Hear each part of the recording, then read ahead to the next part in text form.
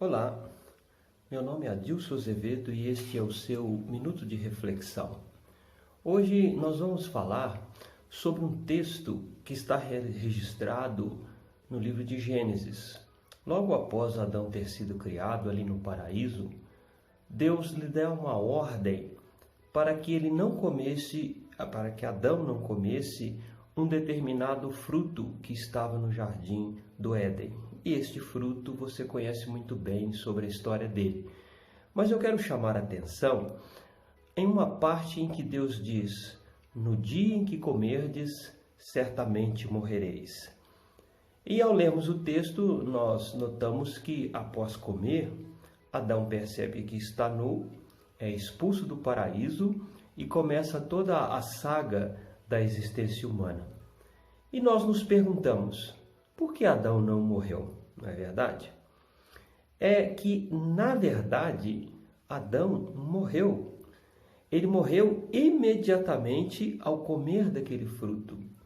O problema é que a nossa concepção de morte e de vida, ela é um pouco distorcida em relação à metáfora, à maneira que a Bíblia quer transmitir morte e vida. Na verdade, quando Adão comeu o fruto, ele morreu espiritualmente. Ele se separou de Deus. Esta é a palavra, separação. Eu chamo a sua atenção para tentar entender a maneira como o homem foi criado. A partir daí nós vamos conseguir entender a morte. Vamos raciocinar. Quando Deus criou os peixes, ele falou ao mar: produza as águas diferentes espécies de peixes. E assim se foi. Quando ele fala para o céu que hajam luminares no céu, assim se foi. E quando ele fala para a terra, ele diz: a terra produza relva, e a terra produziu relva. Note que Deus fala diretamente para uma matéria e cria um elemento da natureza que você conhece. Na terra ele fala para que a terra produza relva, nas águas ele diz para que as águas produzam todas as espécies de peixes, e assim vai. Mas como que Deus criou o homem? Deus falou para a terra: faça o homem? Não. Ele olhou para o céu e falou: povoem os céus de estrelas de homens? Não, ele não falou assim. Ele disse: façamos o homem conforme a nossa imagem e a nossa semelhança. Então eu chamo a sua atenção que Deus vira para a matéria, dá a ordem e a matéria obedece, porque é Deus que está mandando. Mas olha que coisa interessante, Deus fala para si próprio: façamos o homem. Ele olha para si e imediatamente acontece algo que a sua mente não vai entender. Mas o Espírito de Deus começa a se dividir como num processo de mitose. E o Espírito do homem é criado a partir do Espírito de Deus. Esta é a sua essência. O seu Espírito provém do Espírito de Deus. Por isso o homem é diferente de tudo que foi criado. E Deus coloca o homem no jardim do Éden para o lavrar e o guardar. Mas eu quero chamar a sua atenção a um detalhe. Por que o homem criou o mundo? Por que Deus deu ao homem um corpo físico? Eu sei que você vai ter uma dificuldade enorme de entender o que eu vou falar. Mas aqui entre nós, os seres humanos, nós criamos uma coisa a partir do seu início, para depois chegarmos ao fim. Como que você constrói uma casa? Alicerces, paredes, telhado, acabamento. A Bíblia diz em Isaías que Deus, ele faz o fim para depois fazer o começo.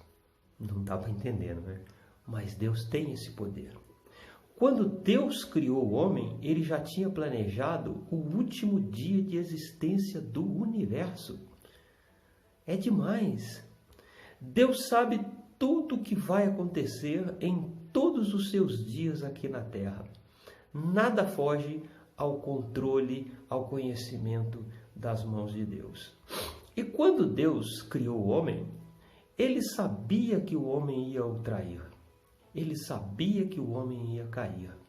Mas no seu infinito amor, Deus preparou para o homem um local para exílio.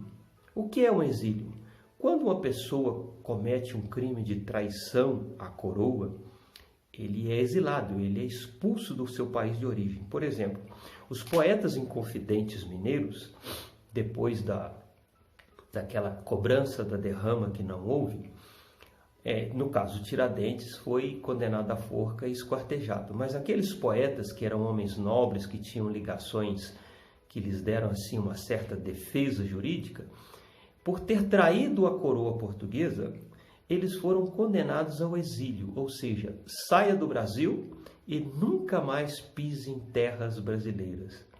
Então Deus, sabendo que o homem ia o trair, ele precisava criar para o homem um exílio. Então ele criou a terra e tudo que nela há para que nós vivêssemos o nosso período de exílio até o resgate pelo sangue de Jesus. É tremendo isso, não é verdade? É tremendo. Deus faz o fim para depois fazer o começo. Portanto, não fique aflito, não fique perturbado, confie em Deus, ore a Ele, clame a Ele, porque nada foge do controle do seu Criador. Mas ainda seguindo o nosso raciocínio, o peixe ele foi criado a partir da água, porque Deus falou a água. Se você tira o peixe da água, o que acontece? Ele morre. O animal, ele foi criado a partir da terra. E eu chamo a sua atenção que o corpo físico do homem também é um corpo animal, mas essa não é a total natureza do homem. Nós vamos chegar nesse raciocínio. Se você tira o animal da terra, o que acontece? Imagine que você pegue um animal, um boi, uma vaca, e leve para fora da atmosfera da terra. Ele morre, não é verdade? Então, siga esse raciocínio. Quando você tira algo do local onde ele foi criado, ele morre. Até mesmo uma planta, se você arranca uma planta aí no seu jardim, na sua casa, no vaso que você tem, arranca a planta da terra, ela morre. É um raciocínio simples. Ora, o homem foi criado em Deus. A essência do espírito humano veio de Deus. Se você tira o homem de Deus, o que acontece? Ele morre. Foi exatamente isso que Deus disse para Adão. No dia em que comerdes, certamente morrerás. Adão foi separado de Deus naquele dia.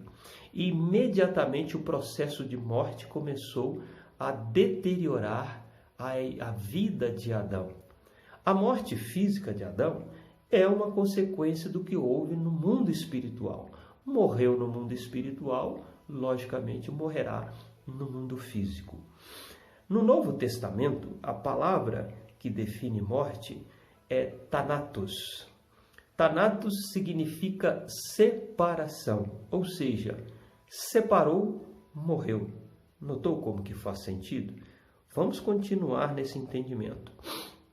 Ora, quando o homem separou-se de Deus no Éden, a morte começou a reinar na vida humana. Mas note que a morte física do homem, ela é também separação. Porque quando o espírito do homem deixa o seu corpo, ele também morre, ele também deixa de existir. Note, por exemplo, o seu carro.